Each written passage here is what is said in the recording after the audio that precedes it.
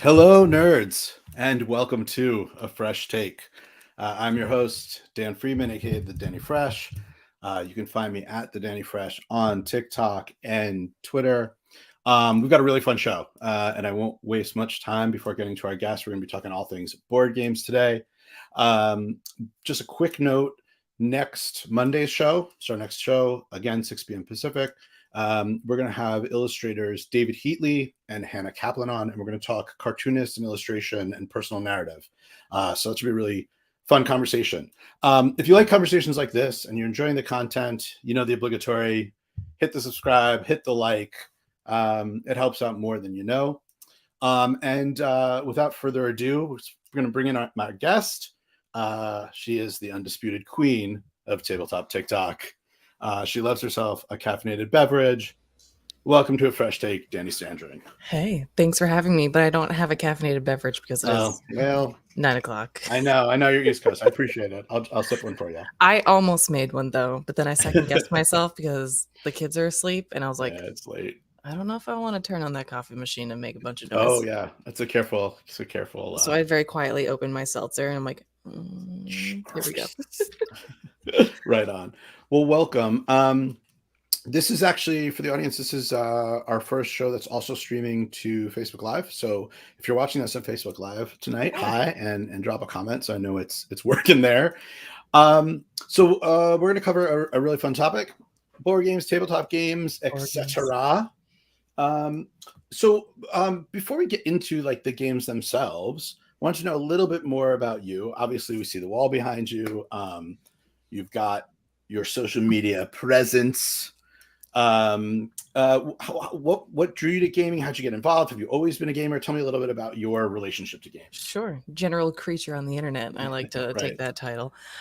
So I've kind of always been into gaming. So prior to getting into board games, which now has completely consumed my life, I played a bunch of video games. My husband and I have always been into video games, and I apologize if you hear yelling in the background because he is currently playing Elden Ring right next to me. So that might pop up randomly. I don't do that to myself, that specific game. He somehow roped me into playing this one. I just was super intrigued by it, and I had never played any of the Souls game before this. And he was like, just buy it, just do it. And then here I am now playing it.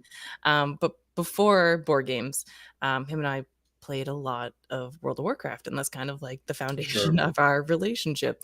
Played a bunch of video games, and we did a lot of conventions back when we did that. And we were at PAX one year, and one of our really good friends, who we didn't know at the time, was into Magic. Like, we knew he liked to play games with us. He was our tank for Magic, the card game, not Magic Tricks. Yes, right? Magic the Gathering. The Gathering, yep. And we were sitting in a queue line, and he was like, do you want to learn how to play Magic? Because our like swag bags for that year had monocolored decks in it. And I kind of looked at him and I was like, no, like, I don't want to learn how to play that because that's what like nerds play. Granted, we were at a convention league at the time. So who was I to say that I wasn't going to play something for nerdy people? Right. Well, we played it. We loved it. And that was like the beginning of the end for us.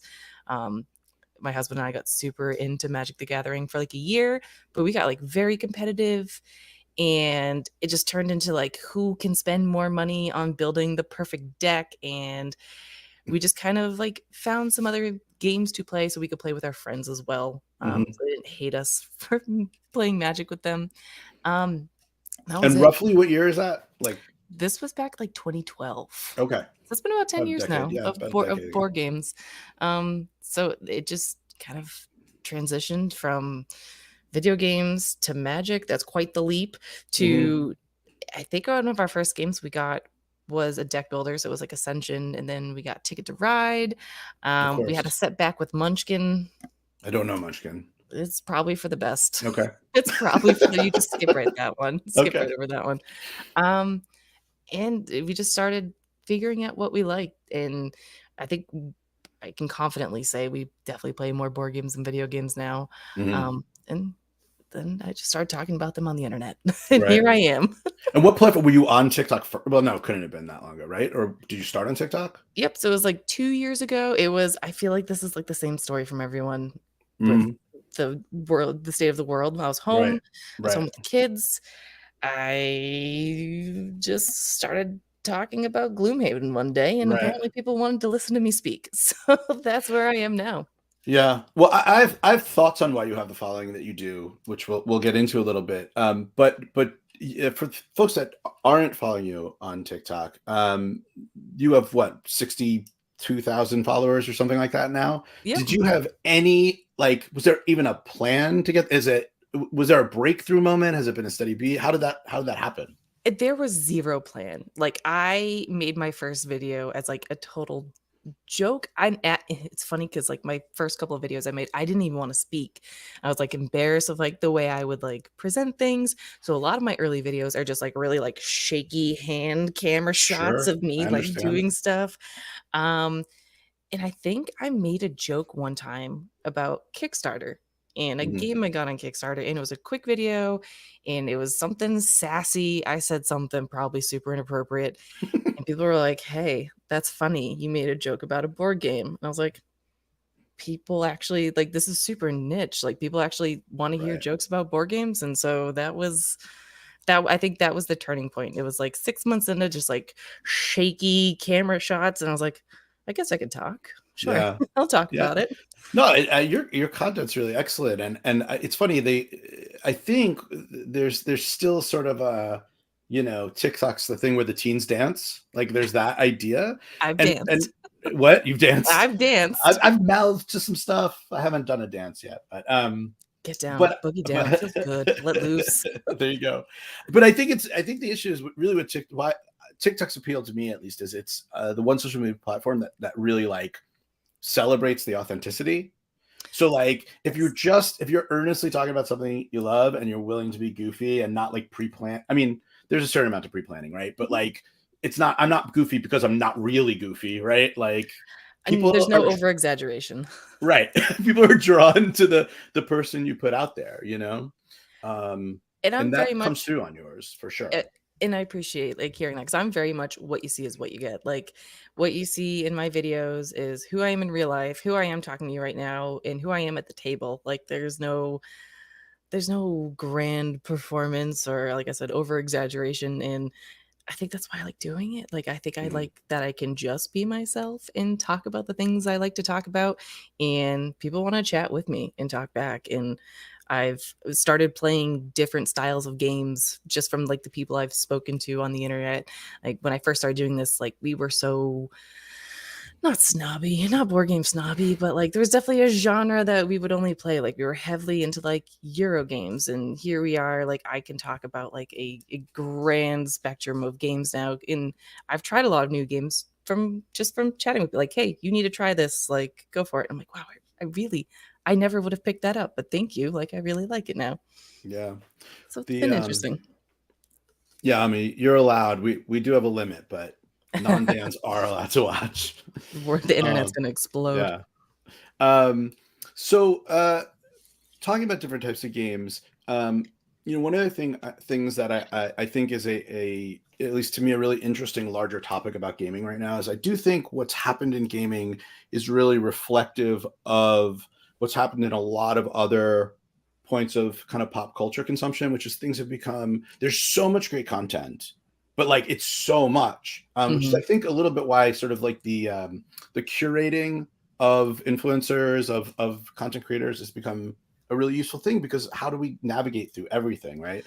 There's a lot. um yeah, there's a lot. And so um I'm trying to think of like when's the last time we had a game that really felt like monoculture, like, oh, everyone's playing that. I think like, is it Cards Against Humanity? is I it think is it I don't know. Good. um that would be a good one. I wanna say this, but I say this hesitantly because this game came out when I was, like, in the hobby, like, I was, Hmm. like, in it, and I feel like Cards Against Humanity was one of those games that I was an outsider at the time when that came out, so I felt like a lot of people were playing it, but this game, Wingspan, I feel like that's one of those games that even, like, non-board gamers know about. You see it on the shelf at Target. I can talk about it with people and be like, "Oh," they're like, "That's the bird game." I'm like, "Yes, the bird game." And I feel like that's the last one that kind of fits this Yeah, category. it's funny, I knew you were going to say it, Like when I was thinking, I bet this is a game, but honestly, I only know about it because of your channel. Really? So which I think it is. And now that I do know about it, I've seen other board game people talk about it, but I still don't know anyone in my personal life that plays it. Mhm. But it does seem to be, it's like it feels to me like it is the current champ within the niche. Yeah, and it's also fairly new. I think it came out like 2018. So I'm Okay. thinking like comparing it to like Ticket to Ride. That's something that like I feel Right. everyone has played, but that's also been out for years. Right. And I feel like with time with Wingspan, that might be, it will definitely sit in that category. Give it more time. Wordle is not a board game, Kessler. I'm I'm a sorry. sucker Just for Wordle just though. who sure. Everyone is. I actually was thinking about Wordle in the question, in that, like, talking about monoculture. It actually is the thing that all of a sudden, like, nobody was doing and then everyone was playing, which is a little bit Ticket to Ride-ish, which is a little bit apples to apples, those games. So, Apples that's to sort of, apples. well, I do feel like apples to apples was a bit of the gateway to kind of this era too. It was one of the first games I bought, and then when we got it, it was the same year that like Cards Against Humanity came out. So it Yeah. was just like, oh, we're And making very dirty words similar. with apples to apples, Right. but this Right. game's just giving us the dirty words. Let's just play it. Right. So I'm going to do a brief history of board games, really as like a setup. And I know that's not necessarily your forte, but dive in if you know anything I don't, right? But really, I want to just talk about how we got to where we are and why we think we're here. So, like, as far as we know, like, earliest versions of board games, we've got records of like something like 8,000 BC, right? And so, and essentially along the way, chess, checkers, certain things made it through centuries, but really everything we tend to think of when we think of classic board games, we're talking about like 1930 to 1960. It seems like pretty much all the like Parker Brothers, Milton Mhm. Bradley-ish games came out in that era. And then for whatever reason, we just kind of hung out there for a solid like decade plus. And Dungeons and Dragons and role-playing games start coming around in the 70s. And while I still think certainly it's way more accepted than it was, and sort of way more in pop culture, it was still seen as pretty fringe for Mhm. decades after that, and still isn't like sort of fully accepted. But I do think that was a turning point in kind of broadening the concept of what fit into the category. Did you ever play D&D or those types of games? Do you I'm in a still campaign right now. right now, huh? Yeah, right now, playing tomorrow night. And when I did you haven't played oh, very good. many. And we've played with like the same group. Actually, our DM is the guy that dangled the magic bag in front of us. So that's Okay. his fault too. I've only played, I think it's like 3 or 4 campaigns at this point. I've enjoyed it, but I've never adventured outside with other people. hmm It's always hmm been in the same group. Yeah. With role playing games with me, what's funny is I haven't played that much, but I love the world building. Mhm. So there's so many game systems where I've just read all the books and have never played. I kind of enjoy the like It's lore and the intriguing. yeah. And Yeah. I'm like the role player. So when I play, I just love the chatting. I love getting into a new character. Like I just love being like the wordsmith person. And then my hmm husband who sits next to me, who's the total opposite. He's like, I just want to fight stuff. And I'm like, I don't want to fight anything. I just want to talk. Like I want to like pick your brain and like force the DM to have a conversation with me and a character that he was not prepared for. Yeah. And so and then um we hit Magic in the 90s, which is that our sort of first deck builder, or at least popular deck builder? I I think so, yeah. And let's do this actually. I'm assuming there's some audience out there that what is a deck builder? What does that mean? So a deck builder, is there an exact definition? So What does it mean to you? If you're explaining it to somebody. so Magic wouldn't be a deck builder. That's something you would already come Okay. in with a constructed deck. So that would be prepared ahead of time and you would play. It's like a 1v1 battle like deck challenger. I don't even know the word for that. But a deck builder is you evolve the deck throughout the course of the Oh, game. okay. And it's like Dominion, you have like a level playing field where all the cards are available to you. And then most deck builders have a market where it's like a variable card will come into play and people have like different opportunities to buy different cards. So you evolve your deck as you go, whether putting cards in or taking them out. Magic, you come in locked and ready to go. Although there is like the drafting mechanic where you will actually build your deck and then battle. But the whole goal of the game isn't the deck Seth building agrees with your aspect. Dominion take. Hey Seth, how you doing, man? Hey, So you get Magic, then we go to essentially sorry, I'm getting a pop-up here that I need to have. Apologize. And then I think it's 95 Catan arrives, right? mm-hmm. And Settlers of Catan, which there's mixed feelings about, but it does feel like that was like the Watergate to this kind of Definitely. new era, right? Absolutely. That, and it's funny, I've never played Catan. Oh, really? I mean, I I've only played it a few times, so it's been a long time. and I have no like that game definitely was like like you said, knocking on the door. That's what kind of like opened up the world of board games to people. And I think it was so widely accepted by everyone. Like I think not just like a nerdy community, like just with I was like going from like a game like Monopoly to like a game like Catan, it was such like a big jump. But since then, people were like, okay, what can we do with this type of game and I guess make it better and make it different? And there's a market for this. Let's make something fun with it. And I feel like from there it just kind of exploded. I'm trying to think like what the next like big hit after Catan was. I'm not sure, because then it is the question of like, do we get to apples, or maybe that's too far of a jump. Let's see. Apples. That might be a big leap. Yeah. I remember around that time, somebody introduced me to Carcassonne. Is that familiar? I recently just like discovered that game. I think it was 2 summers ago. And that was one of those games that we had seen on a shelf and we knew it was like an older game. And we're like, do we really need to add that into our collection? Are we past that point? Like what value is this going to add to us playing it? And we ended up playing it online. This was all when the world was coming to an end and we're like, let's play some games online. And we had so much fun. Like the simplicity of it, and it was just so, and it became like our like quick game, or like the game where if we had like a couple drinks, like we can sit down and just play with our friends. And it was easy to teach people who don't necessarily play games either. So that, even though it was older, I'm glad that we did discover it, and it will stay on our shelf for as long as we have these shelves. And it's something like I feel like I could teach my mom how to play that and she'd probably have fun. I mean, I distinctly remember walking in to some, not like a big rager, but there was some kind of social event and people were playing it. And I was like, what it was like, I literally, what is this? Like, you know what I mean? Like something that just mechanically was different than in any other board game I had seen. 2000 it came out. Yeah. Okay. So 95 to 2000, something like that. So, I mean, I think games like a lot of the video games, comics, board games, etc., all are stress relievers, right? And so I certainly think as we live in an ever more sort of stressed, even if the stresses are less severe, if they're more sort of commonplace, right? Yep. Sort of stimulus stress, the need to relieve that stress grows. So it makes sense to me that we'd get sort of the growing a board game.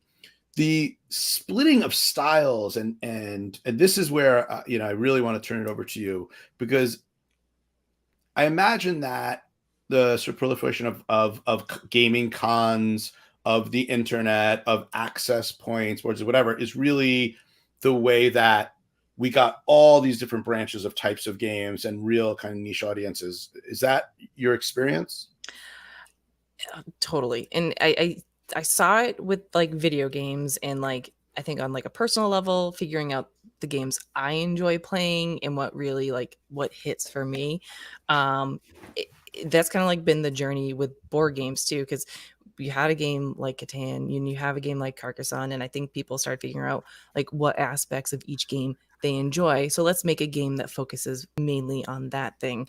And it not only split into like 2 genres where it was more strategic versus games that are more like luck based, and then those even branched out further from there. So you have all these different genres of like worker placement. We already talked about deck building.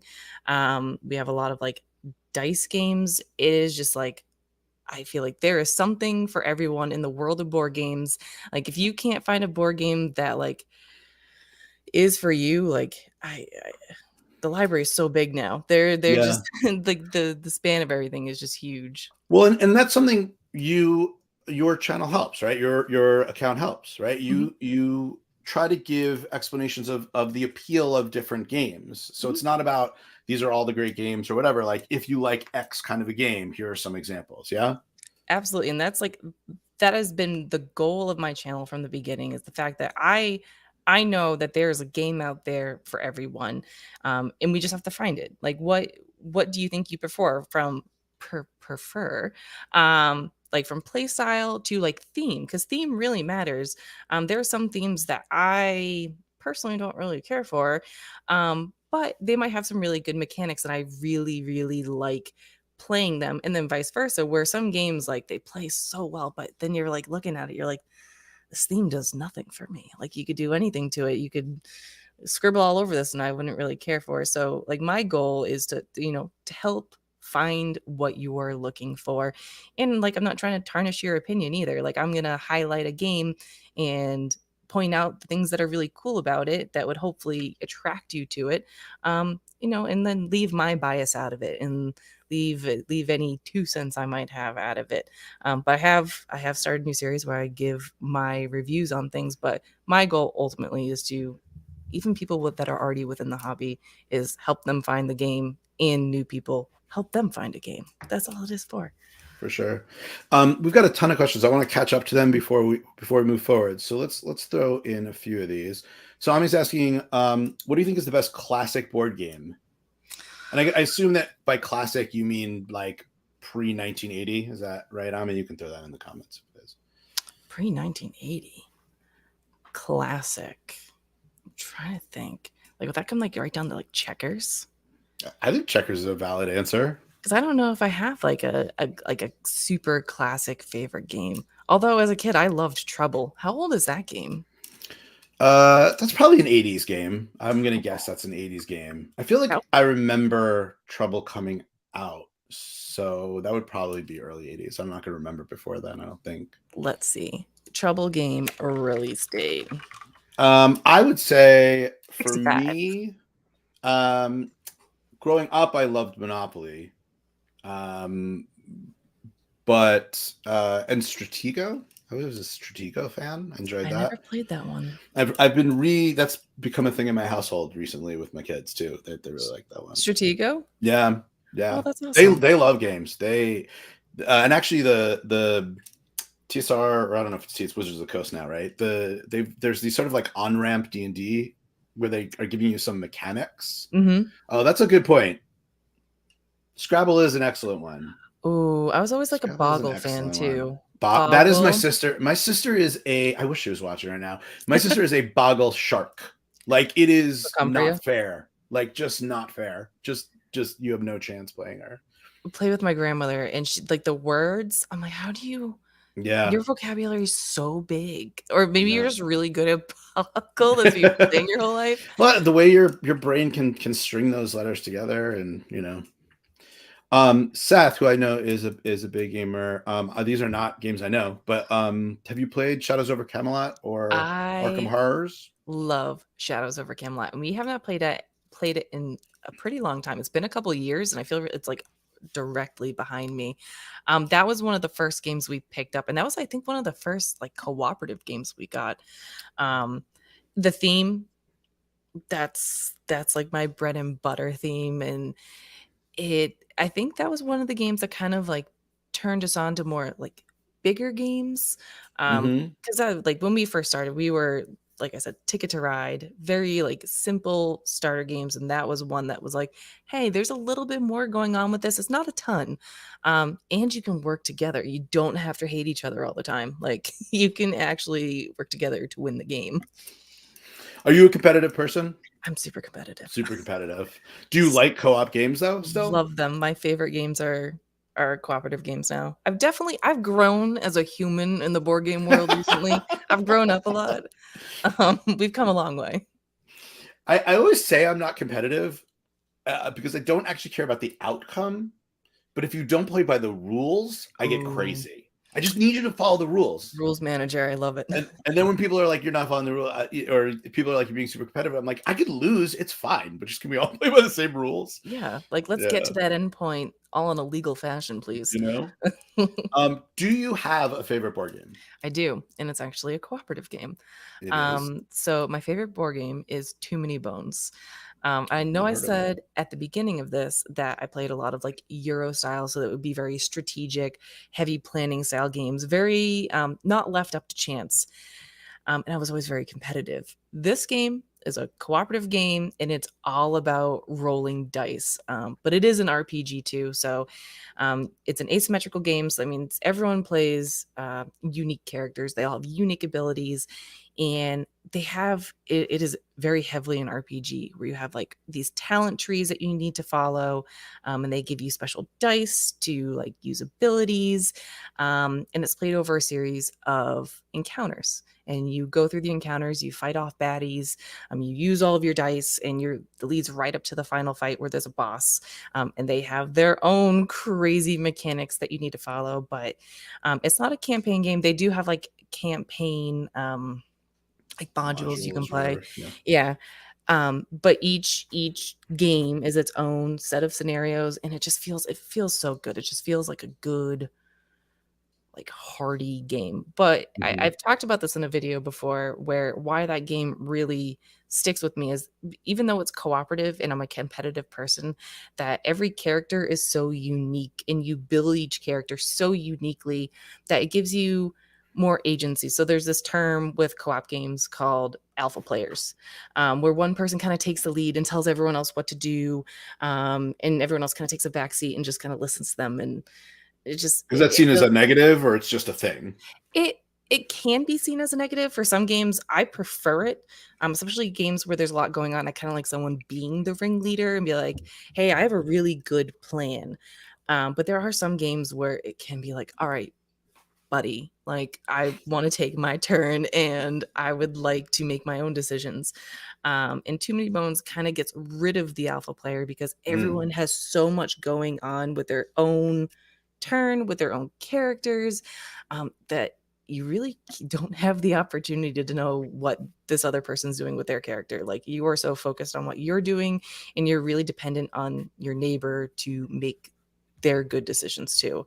So it's a good blend where I get to make my own choices, while still working together with everyone and not hating each other at the end. Two games I want to ask you about that you've mentioned so far that are games that that I've never played that do come up. One is Wingspan. Am I saying it right? Wingspan, Yep. right? And Wingspan. Gloomhaven. Two very different games from what I understand. Gloomhaven. But can you tell me about those two games? Why So are they sort of prime examples of what they are? So Wingspan is primarily a card game, and you are developing an ecosystem. That's like the best way to describe it. And on these cards are birds, and you have a mat board in front of you, that has three different environments. I think they're called environments. So there's like wetlands, there's grasslands, and then there's like forest. And your goal as you play is to acquire the cards that have the birds in them that sit in the different habitats, and you're building this overall ecosystem. And over the course of the turn, like some birds have special abilities, some provide you with resources, some provide you with like eggs which give you point. So it's an engine builder. So like as the game progresses, you get to do more and more. Is that And what engine builder means? yep, So the so game gets and more complicated as you go? it gets more complicated, but it also, yeah, it gets more complicated. It just builds on, yeah. I was like, is there another way to put that? Yeah.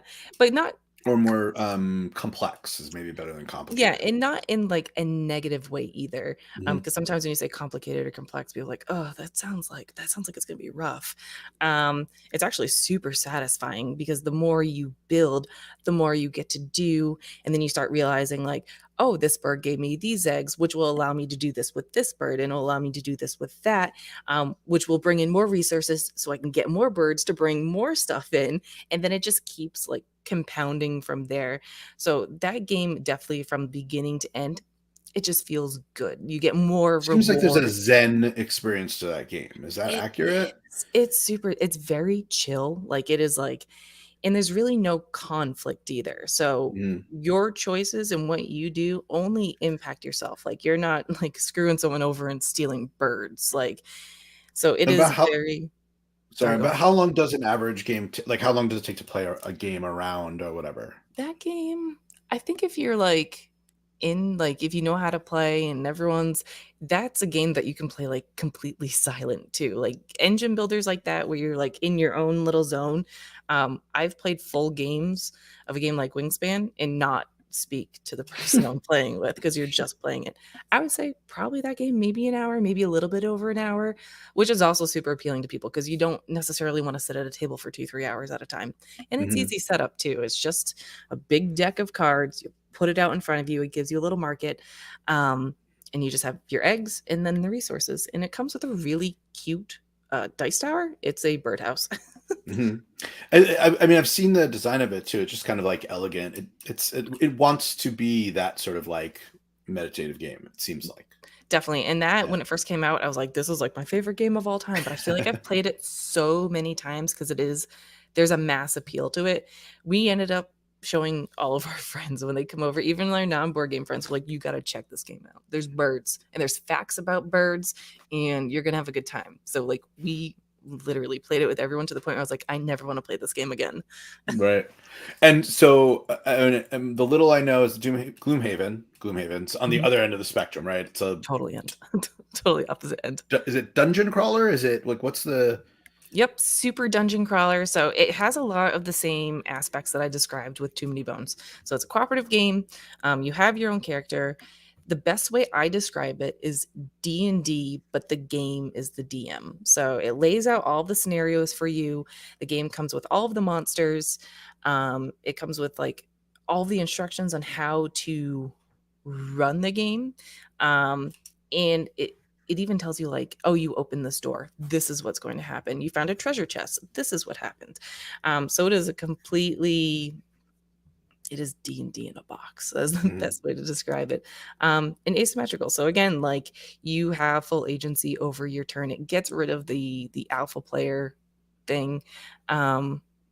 It's just, it is a good time. We have had our campaign going for like 3 years now. We can't seem to get all 4 of us together in the same room to play it, so it's taking a little bit. Oh, so it is a, like it's an ongoing campaign style. Like it Yes, can be a multi-session game. I think, don't quote me on this. I think there's like I mean, I over a am going to hundred. quote you There's on I it. think there's like over 100 scenarios or like Oh 150 wow. scenarios in the main game. However, they did come out with a like intro friendly version of the game, so it's called Jaws of the Lion. It's broken down into 25 scenarios. It's a much smaller box because the Gloomhaven box is huge.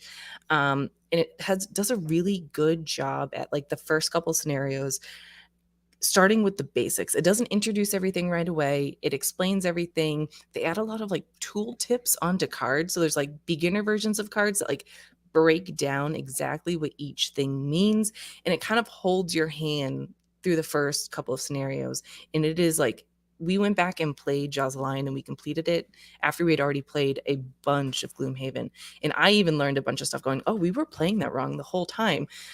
It does a really, really, really good job at introducing people into the Gloomhaven universe because that game is a behemoth, and they do have Frosthaven coming out, and I see that they're going to follow a lot of the same mechanics there. So it is, Jaws of the Lion is a really good introduction into Gloomhaven as a whole.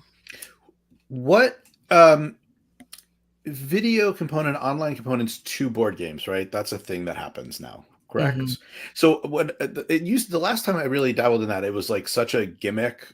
You know, it's like in the 90s, it was about play this DVD and like, or well, not DVD, whatever, play this video in the early 2000s and like do an action or whatever. But there's a lot more like kind of app interaction and stuff like that. Mhm. Talk to me about that. Sure. Another one of my favorite games I would love to talk about. So a game I really love to play is Lord of the Rings: Journeys of Middle Earth. And I've heard this is really fun. it is so good. It is an addiction. When we start playing, like, that's the game that will live in our table, because like once we get going, like, it doesn't stop. So this is a cooperative game. There's a running theme here of the games I like. Another asymmetrical game where you all play your own individual characters, and it's all about adventure, exploring, dungeon diving, even with that. And it gives you a quest, and it's an RPG. But the app component of it is everything you don't do. So you control your character, you move it about the board, and that develops as you play. But how that board developed is dictated in that app. All the monsters you fight is run by that app. So instead of like taking the time to be like, okay, what does this monster do when I hit it? How much damage is it going to do? And you're always like flipping back in a rule book, and you're like, okay, the app does it for you, which is fantastic. And So again, the app's kind of DMing for you. exactly. And I do get a lot of comments like, oh, well, that's cheap. Like the app's playing the game for you. I'm like, it's the opposite end. You play the game and the app kind of reciprocates to it. But it's just so chill. It's so laid back because you're not doing like the frantic rule book diving to figure out what's going on.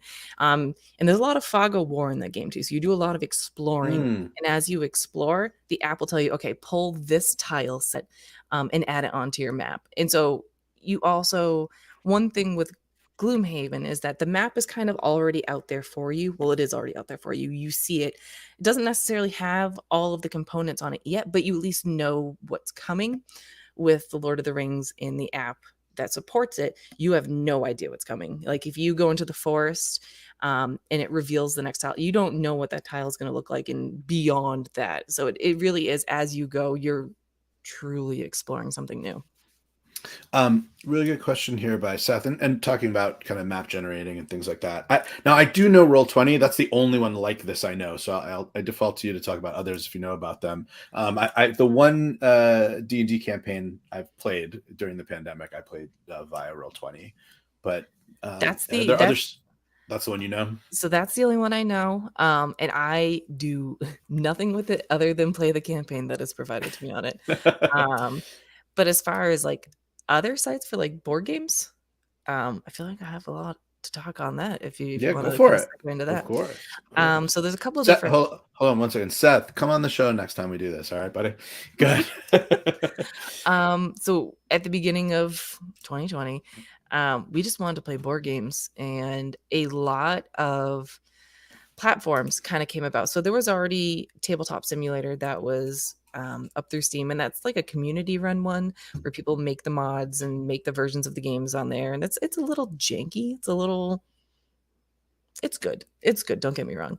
But a lot of new platforms started coming to light because people wanted to play board games. So Board Game Arena is a fantastic platform to play. They have like thousands of board games on there. And they're all scripted too. So one thing about Tabletop Simulator is that you kind of have to know how to play the games to play on there. You're the one moving the pieces. You're the one still keeping score. It is playing games. You're just playing board games as if it's just on the computer. But with Board Game Arena, it kind of guides you through everything. It holds your hand a little bit, but it's just very user friendly. So even people who don't typically play board games pick up on it. And I've learned board games playing through Board Game Arena without reading the rule book. So I kind of just hop in. I'm like, let's figure this out. YOLO, it'll show me how to do it. That and Tabletopia has been fantastic. It's kind of along the same lines of Board Game Arena, a little bit of different view. Board Game Arena is very flat. Is that the word I'm looking for? It's very like flat. Tabletopia is a little more 3D. But yeah, those two have been fantastic. And then pivoting on but building on Seth's question a little bit, it does seem like we were headed there anyway, but during the pandemic, like many things, it really accelerated the sort of interactive platforms, the meet up with your friends online and be able to exchange a game thing. And I wonder, like many things, how much that will make the in-person gaming with your friends thing feel more special, because even as everything returns, whatever that means, it's probably not going to quite be the same thing, and we've gotten more comfortable doing it interactively online, so friends that live across the country can still game together. I am very fortunate enough to live with someone to play board games with. We play board Yeah. games all the time. We're each other's player too, but it still feels very special when our our friend comes over to play with us. Because there was a chunk of time there where he couldn't come over, and it's still when he comes, we're like, oh, we have all these other games that we want to play because it plays better with more players. Like, let's get those to the table, and it still is very exciting when he comes to play with us. Granted, we can play games all the time online, but it is a special treat, especially being parents too. Yeah. Just having someone else there, an adult to play a game Yeah. with, it definitely it still keeps it sparkle. I've had the opposite. My wife decidedly does not like board games, but my kids are totally into it. So now that my Oh kids have yeah. moved out of like little kid game and into like they can really hold their own with stuff, I've actually gotten to play games again, which is really nice. I'm so jealous. My teenager doesn't want to play games with us anymore. We uh, ask all the time. She will if I'm like, please, I really need to right, play this game to make a video on it, and we need a third player. And she's like, fine. And she's so good. Every time she sits down and plays with us, she like crushes us. I'm like, right. just come. It's just I've like, I've got 9-year-olds, so they may tap out on me. Don't get me wrong. Like I it's hope very possible I that hope he they'll comes hit the few back years time. because she would play all the time with us, and now she's discovered like the internet and video games, and she just lives online with her friends. I hope she comes back. Come back to us. Yeah, I hear you. Well, life cycle stuff, right? Mhm. The so I do want to pivot to game recommendations, which we've sort of done anyway, but I want to kind of give them some categories. But I Sure. just want to say that we talked a little bit before we went live about this.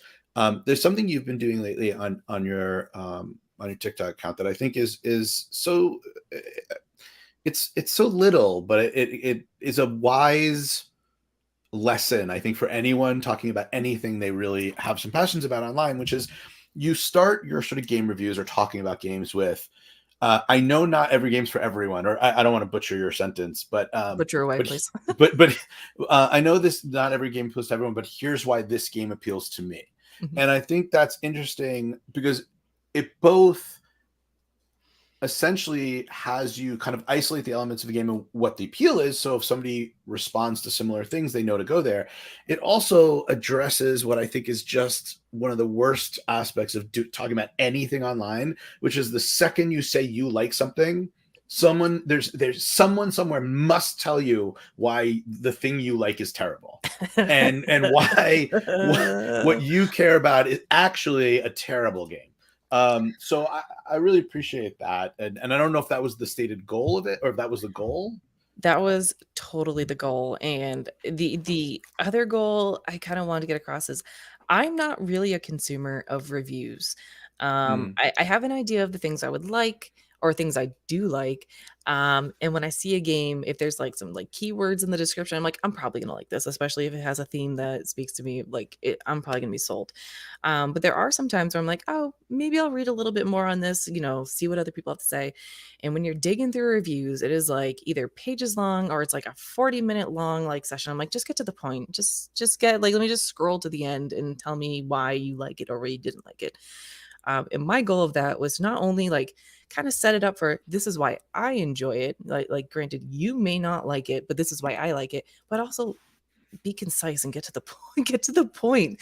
mhm. Just tell me how it is. Like give me the brief synopsis of the game, what it's about, and like what's the cool part.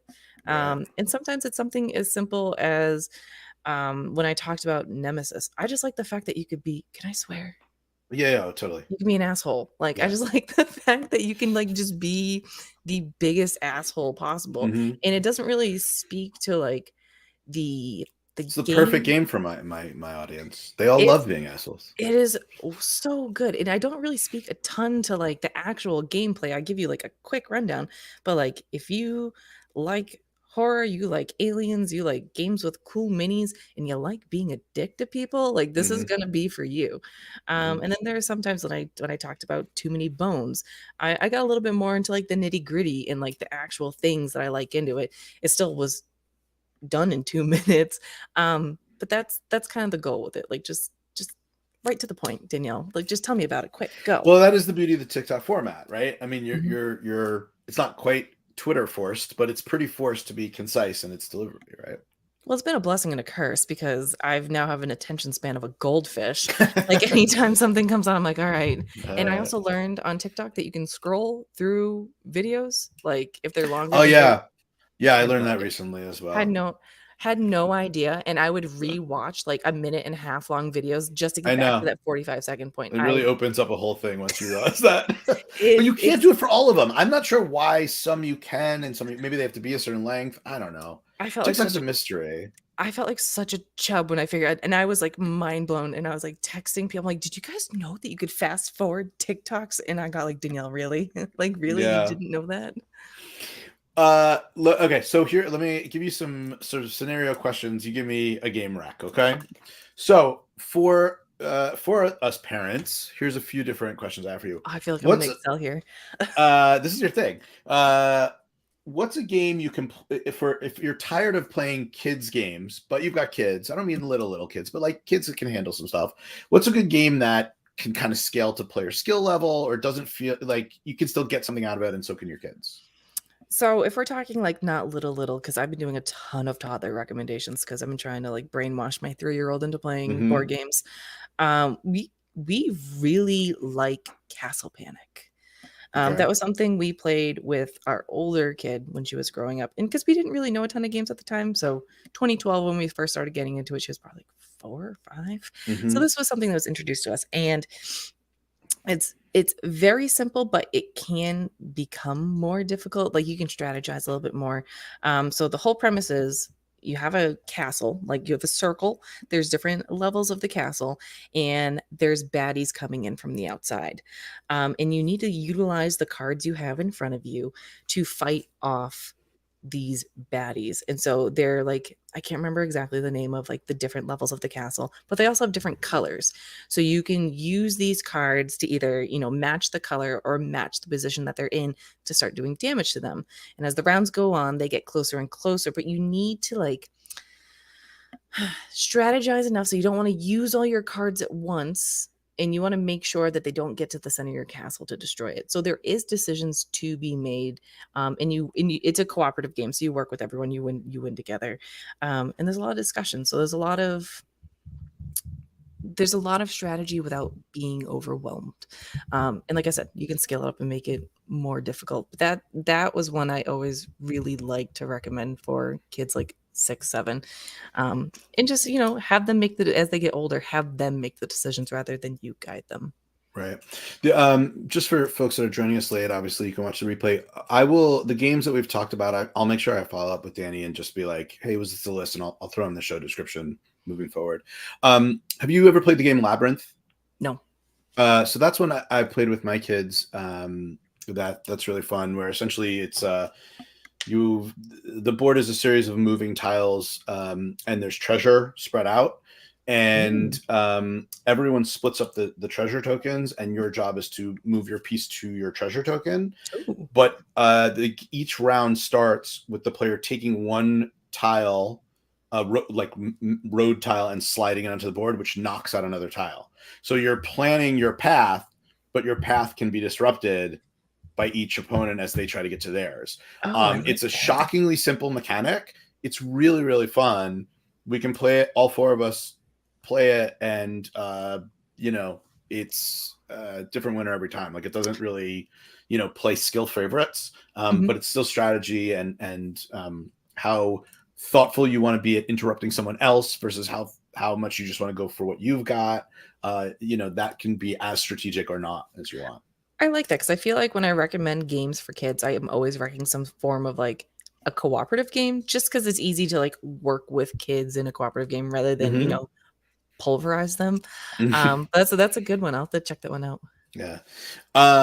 So the opposite end. So parents who, their time is pretty limited. We've got 20 minutes. Let's bang out a game. Let's have a little fun between the next run to soccer or whatever it is. What's a good two-person bang it out quick? So our go-to two-person game is Lost Cities.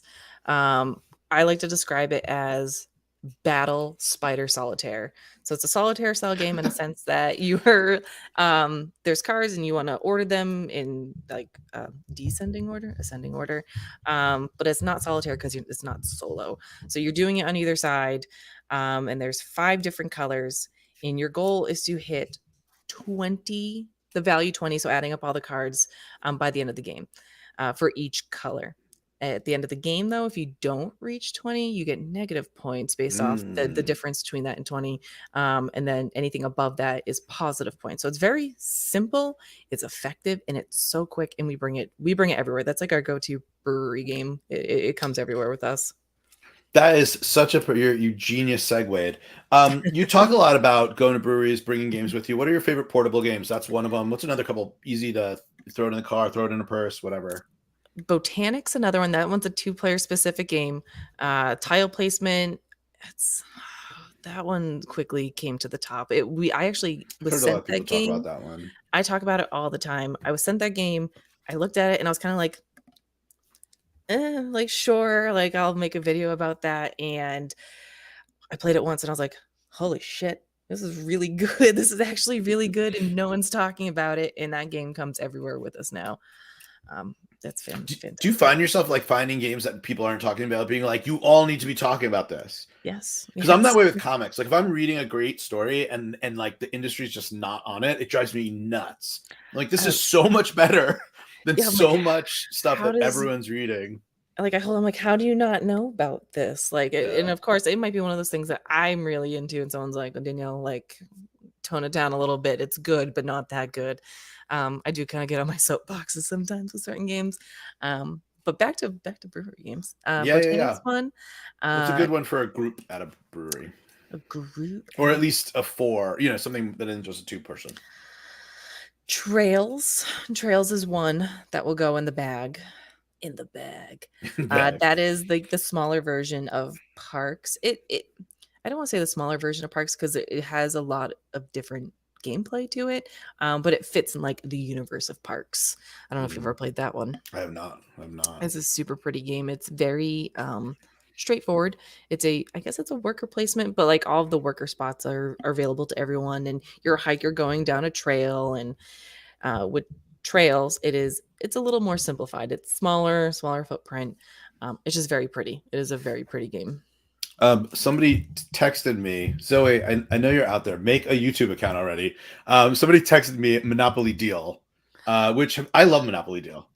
I don't know how you feel about this game. You've not played it? No, and I need to get it. And I'm embarrassed every time I talk about small games and going to a brewery. There's always the Monopoly Deal army that comes and is like, Danielle, Monopoly fun. Monopoly Deal is really fun. I play again. That's another game that my sister likes just roasting people at. I think I was introduced to that one of actually my regular guests, Marianne. I think her and her partner Arnie introduced it to me. But it's like super quick Monopoly, like just like rip through it and card based. And my kids can play it pretty successfully as well. So it's definitely an all ages pleaser. One day I'm just going to do it. I'm going to see it and take it off the shelf, and it's coming home with me. What's a game you pitch for people that say they don't like board games? Point Salad. What is Point Salad? And it's not really, it's a card game. So It is very simple. It is a single deck of cards, 2-sided. On one side, it is a veggie. Well, actually, it's a component for a salad. And on the back side, it is the like scoring condition. So you lay out your veggie market, and on your turn, you have 2 options. You pick 2 veggies, or you pick a scoring card. You lay it in front of you, and it's just a set collection. You play until all of the cards are gone, and then you add up your points based off the point scoring cards that you picked. It's simple. It's fast. That's another brewery game I would bring for. Do you win a steak at the end? Do you win a steak at the end? I wish. Right? They joke about making expansions for the game. And like there definitely needs to be like an hors d'oeuvre expansion or like a full meal expansion. That game, another one that I feel like I can teach anyone, and it is just a grand old time. If you want to laugh your ass off, what game do you play? Oh boy. Because I still think the answer is Cards Against Humanity. I have beef with that game. Sure. No, I have beef because I've just played it so much, and like the laughing factor is gone now. There's so many times I can. Yeah, in all fairness, I haven't played it in many years, but I would still would be my answer. So there's another game I've played recently that's called Cheer Up. That's kind of like in the same light of Cards Against Humanity, but it gives you like nouns, like adjectives. So you kind of like string together your own series of dirty words, which is also Okay. pretty fun. Wow. Trying to think. Know what game we were laughing pretty good at the other night? The new Cuphead game. So I saw you posting about that, and we've played the video game. I've never played the board game. I'm all set with punching myself in the face with that video game over and over. But that game is the board game is a like speed dice rolling game where you just pray that you get the right dice face and you just keep rolling until you can defeat it's a like a series of encounters and you have to defeat the boss. But it's just so ridiculous. It is ridiculous and And fun. makes for a good time. Right on. All right. You've been very, very generous with your time. I'm gonna give you two last ones, and I'll get you out of here. If I want to, if totally other end of the spectrum, if I want to go so deep down the like strategy, like hardcore gameplay rabbit hole, and I just want to feel like I'm using every ounce of my like strategic gameplay muscle, what game is it? On Mars. On Mars. I've heard things about On Mars. That's one of those games that I will sit down and play with my husband and we won't speak for hours. And it's all based on Mars. Who would have thought? Right. It's on Mars and you're either on Mars itself or you're going back in orbit and you're trying to colonize the planet. And the game has about 1 million different options for your workers. There is so much going on in that game. It is by the end of it, your brain is melting out of your ear. They're your worker? Are you like Elon Musk? Like, what are you like? What role do you play, or is it just resource managing? What are you? I don't. What role do you play? You're the ones You're that are the god. You're the ones like colonizing Mars. You're like the scientists taking all of the information that you're developing while you're on like I think it's a space station in orbit. So you're like doing all the science, all the research, and you're bringing it onto the planet and you're terraforming the planet. So, and your goal is to like build out the colony, get the plants on there, get the water production, get all of it going. Yeah, so there's all of the resource management and then like the efficiency of your workers. But here's the kicker. When you go back into orbit, like your workers stay on Mars and then you get those back when you go back to Mars and then like how your workers stay on either side of the map. It kind of that's the part that really kills you because you're like, I have all these plans for next turn. Oh, but wait, those workers aren't coming with me. I need to go get them next turn. So there's the worker management with the resource management aspect of it. Gotcha. And what is it? What's the time? Like, how long do you play that game? What do you have to set aside? I don't think I'd ever want to play it with more than 2 players because it's just forever. It would be forever. So I think probably like 3 hours. Okay. I do think we played it once where we were like really fluent with the rules and we had played it a bunch, maybe like 2.5 hours. But if we need to go back and like fact check ourselves and pick up on rules again, it'd probably be 3 hours.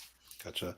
All right. Well, so my final question here, because we hit a lot of topics, but our bread and butter is comic books, heroes, villains, etc.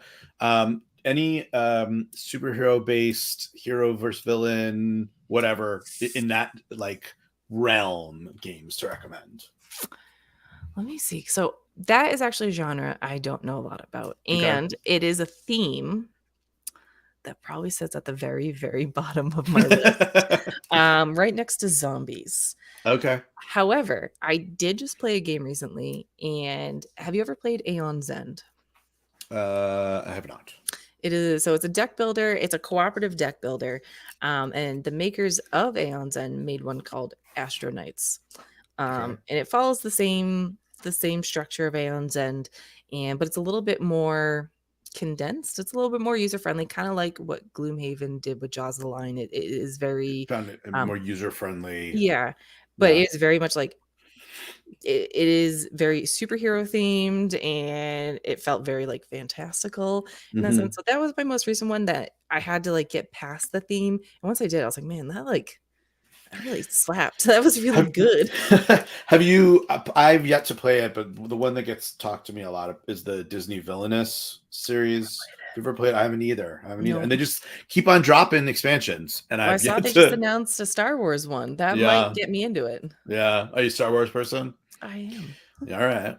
The what was I going to? The Marvel. So Marvel and TSR way back in the day had a Marvel superheroes role playing game that was actually pretty like well what's the term for it, it ages really well from a point of mechanics, so it's kind of ahead of its time for an RPG.